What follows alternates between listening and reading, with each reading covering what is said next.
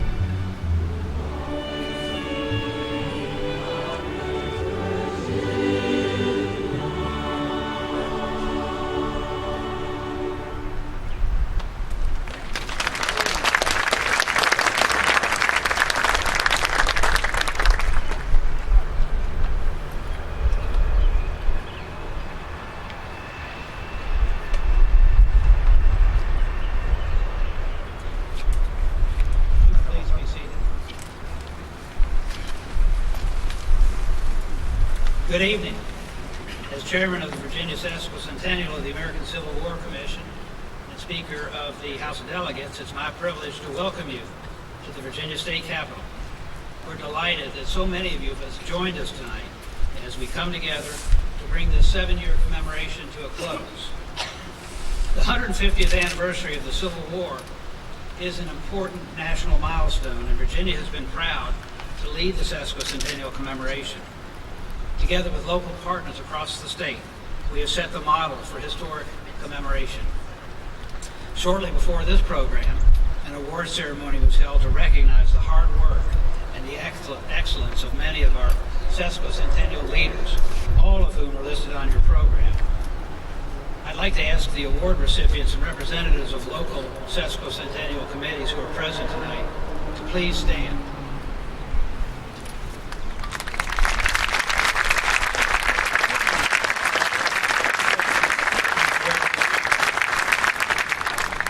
The impact of the Sesquicentennial has been tremendously positive.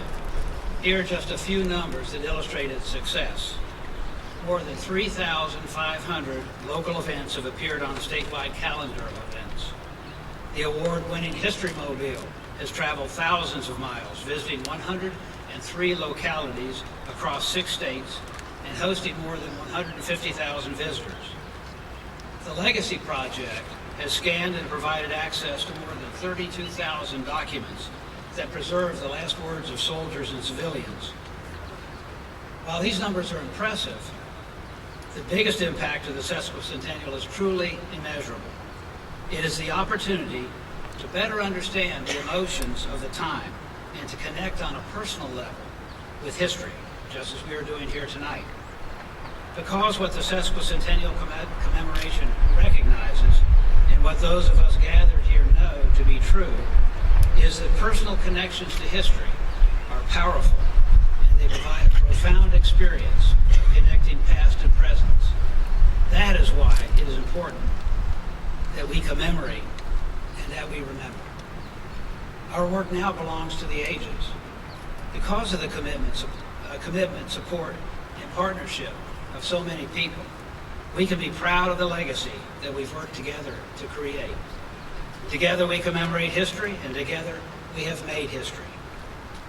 It is now my privilege to introduce one of the most highly regarded Civil War historians in the nation.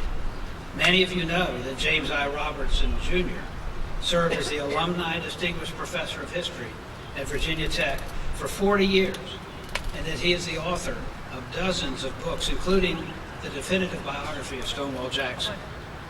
But what you may not know is that Dr. Robertson has shaped both the centennial and sesquicentennial commemorations of the Civil War.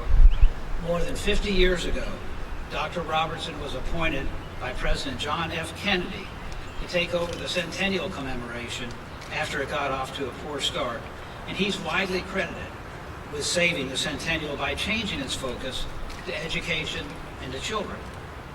As a charter member of the Virginia Sesquicentennial of the American Civil War Commission, Dr. Robertson has given us valuable lessons, and thanks to his guidance and tireless dedication, Virginia has led the nation in the Sesquicentennial commemoration. He's a treasure to the Commonwealth, and I'm proud to call him a friend. Ladies and gentlemen, please join me in welcoming Dr. James I. Robertson, Jr.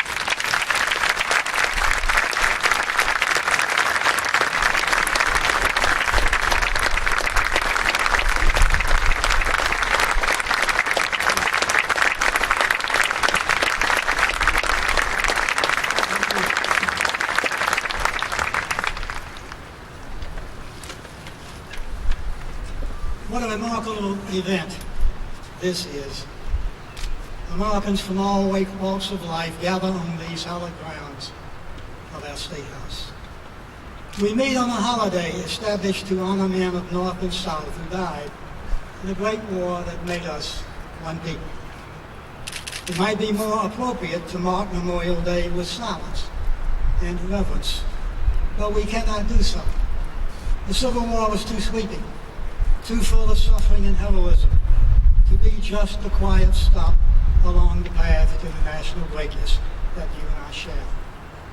Hence, on behalf of the Commonwealth Civil War Sesquicentennial Commission and in wonderful collaboration with the Roanoke Symphony Orchestra and Chorus, under the baton of Maestro David Stewart Wiley, we welcome you to this special performance. Now, you can never understand the real Civil War unless you experience the emotions that swept over the land and sent human feelings to extreme levels. The war was a time when the heart so often held sway over the head. And nothing triggers such emotions quicker or with more intensity than music. Indeed, music is the international language. It speaks not from the vocal cords, but from deep inside the soul. And because people possess the same feelings of love, loneliness, love of country, and sadness, music transcends opposing battle lines and national borders. No other event in our history produced and popularized more music than the 4 years of Civil War. In that time, some 2,000 new tunes appeared. Whether melodies were sung by soldiers in the field or by civilians at home, the war songs were the most effective and often the only medium to express human feelings. The song did not become patriotic merely because it expressed love of country or lofty sentiments of nationhood. Songs became inspirational because lyricist and the composer incorporated into musical form what people were already thinking and enduring. A deep sincerity distinguished Civil War music, for the roots of that tragic struggle extended to our very being. It was a conflict of house divided, state against state, brother fighting brother.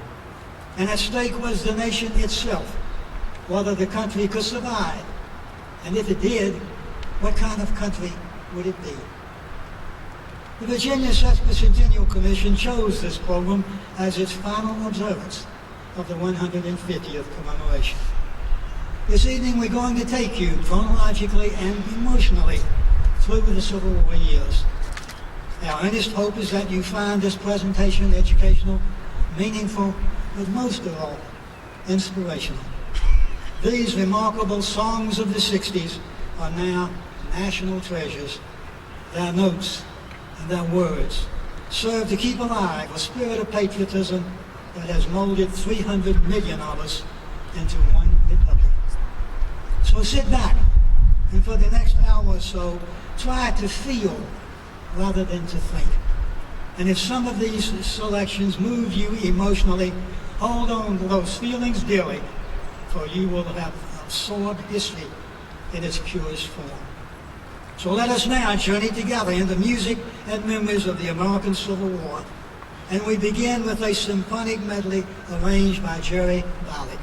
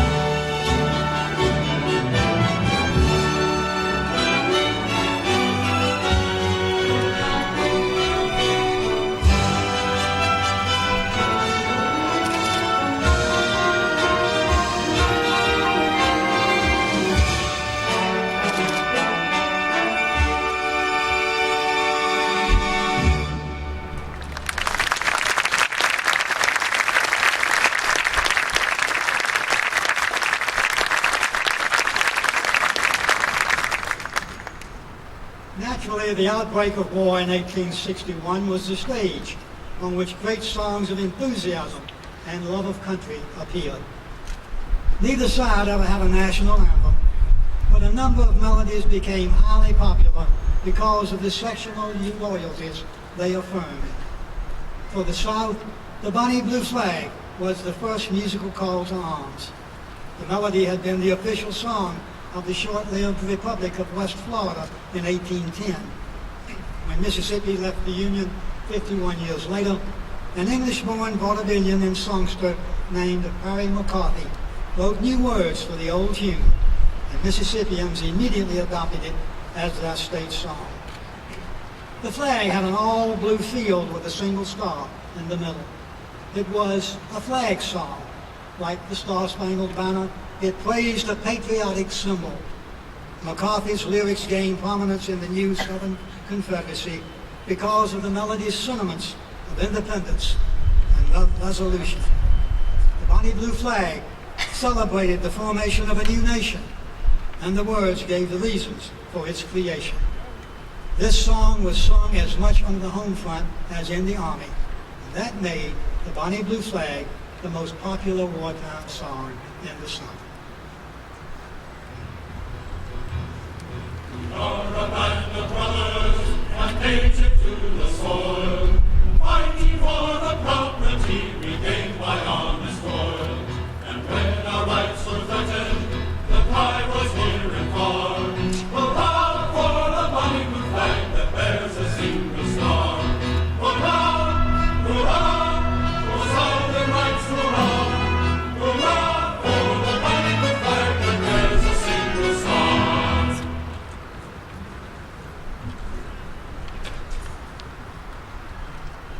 The North's greatest musical stimulus was the battle cry of freedom. It appeared in the summer of 1862 after President Lincoln issued a call for 300,000 new volunteers. The composer was George Root, the most prolific songwriter of the war. Battle Cry was a song of pure nationhood.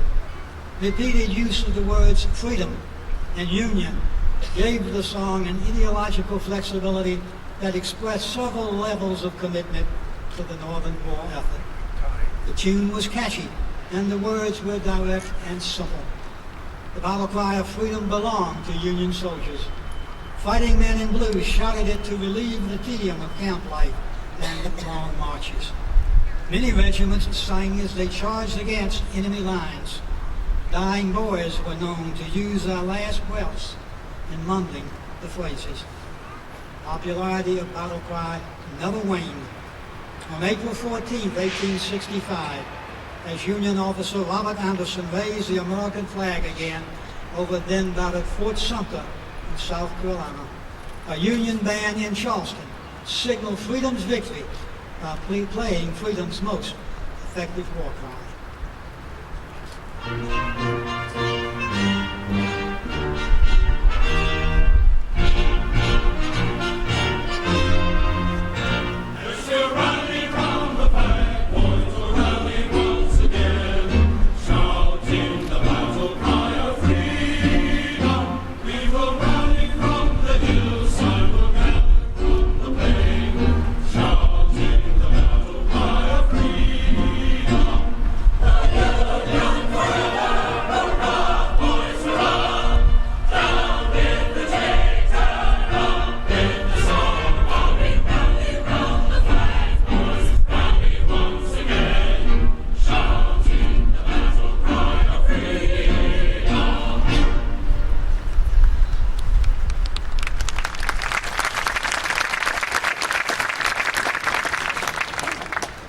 As the appetites of war called for more and more soldiers, as suffering became ever-present and death commonplace, Johnny Rebs and Billy Yanks lost their fervor and a great deal of their optimism. Melodies with themes of anxiety and hope became a natural evolution. One contributor to this category of music was Patrick Gilmore, whom John Philip Sousa would later call the father of military bands. The Irish-born Gilmore immigrated to America in the 1850s He became a Union bandmaster in the Civil War. While stationed in New Orleans in 1863, Gilmore took an old Irish tune and added words of happy anticipation of when the war came to a close and the soldiers could return to those they loved the most. And his song, When Johnny Comes Marching Home Again, was an instant success. It filled an inner need. It was also a song both sides could sing. It was a homecoming melody, more popular as war's end drew near. And the tune maintained its general esteem for decades after the war. This popular setting of orchestra variations arranged by Morton Gould illustrate that Johnnies have been coming home ever since to those happy notes.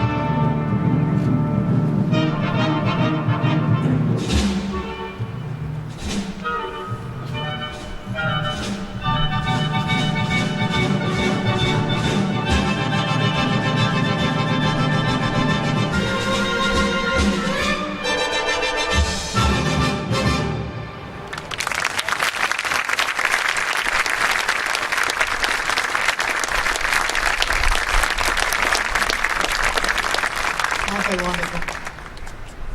Always busy composer George Root contributed one of the more uplifting songs in this category of homesickness and anticipation. He entitled the song "The Prisoner's Hope," but it is known more today as "Tramp, Tramp, Tramp."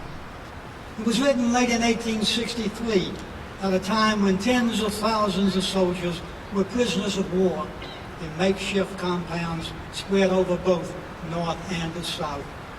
Within a year, 100,000 copies of sheet music were sold. It was the most popular homecoming song of the war. For captured soldiers, hope of liberation or prisoner exchange might often be the only things that stood between them and despair.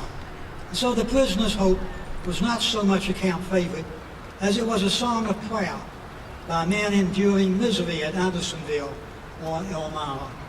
It also made an impact on civilians waiting anxiously at home for war's end and the hopeful return of loved ones.